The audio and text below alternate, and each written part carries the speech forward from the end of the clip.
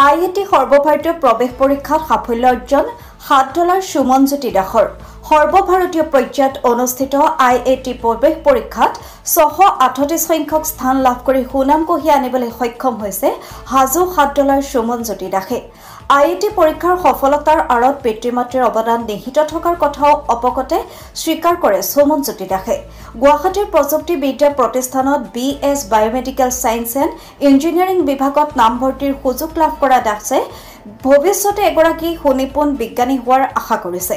সুমনজ্যোতি দাসে Hajo modern English স্কুলত অধ্যয়ন কৰি CBSEৰ 10ম শ্ৰেণীৰ পৰীক্ষাত 93 নম্বৰ লাভ কৰাৰ উপৰিও শিলপুখুৰী চাইবিকাছ জুনিয়ৰ কলেজৰ পৰা উচ্চতৰ মাধ্যমিক বিজ্ঞান শাখাত 89 নম্বৰ লাভ কৰিছিল।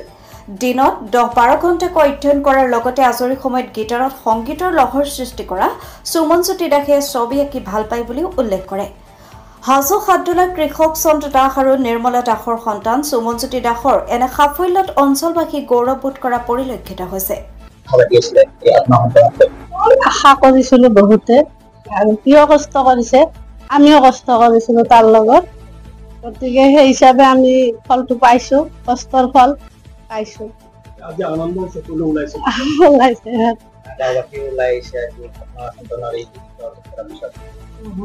ভাল লাগিছে, বহুত ভাল আনন্দ পাইছো।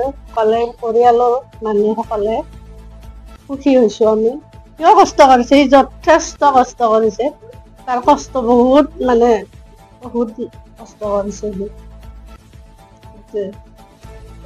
সি আচলতে সৰুৰ পৰা সি ক্লাছ 4ৰ পৰাই ক্লাছত এই মডাৰ্ণ যিখন আমাৰ ইংলিছ একাডেমি হাজো সেই টপতে আছিল।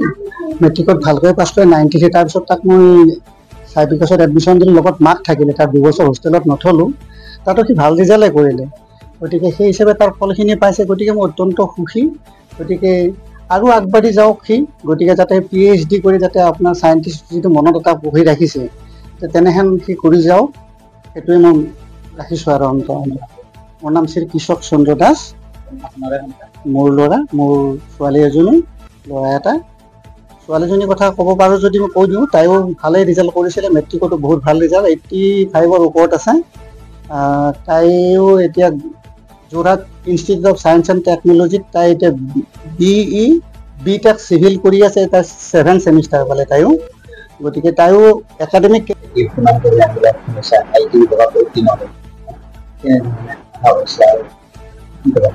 মই আশা কৰিছিলোঁ, এইটো ভালদৰে চেষ্টা কৰিছিলোঁ এক্সামটোৰ কাৰণে। মোৰ IIT এপ্টিটিউড টেষ্ট থ্ৰুৰে এইটো এডমিশ্যন হৈছে।